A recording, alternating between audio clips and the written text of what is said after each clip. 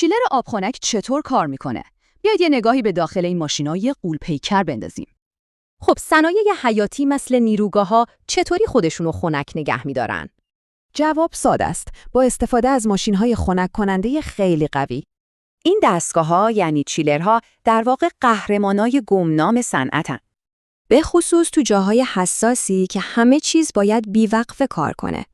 خب حالا بیایید بریم ببینیم داخل یه چیلر تراکمی آبخنک چه خبره. قدرت این چیلرها از یه سیکل 4 مرحله‌ای به اسم سیکل تبرید تراکمی میاد. همه چیز از قلب تپنده سیستم شروع میشه. مرحله اول، کمپرسور.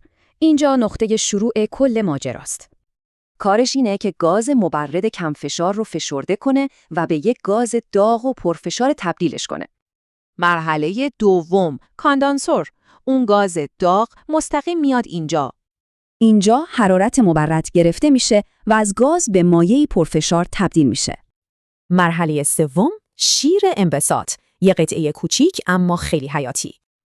این قطعه یهو فشار رو میاره پایین و مورد رو به یه مخلوط سرد و کم فشار تبدیل میکنه. و میرسیم به مرحله آخر، اواپوراتور. اینجا همون جاییه که سرما تولید میشه. مبرد گرمای آب فرایند رو جذب میکنه، آب سرد تحویل میده و خودش دوباره گاز میشه. این گاز خنک دوباره برمیگرده به کمپرسور. و این چرخه همینطور ادامه پیدا میکنه تا آب سرد به طور مداوم تولید بشه. پس ببینید مبرد دائم داره از گاز داغ به مایع گرم و از مخلوط سرد به گاز خنک تبدیل میشه. پس 4 تا کار اصلی انجام میشه: تراکم، تقطیر، انبساط و تبخیر. چرا این مهمه؟ چون همین چرخه باعث میشه صنایع حیاتی دنیای ما خنک بمونن و به کارشون ادامه بدن. این توضیح کوتاه رو رضا شیرعلی آماده کرده بود، کارشناس ارشد مهندسی مکانیک گرایش تبدیل انرژی.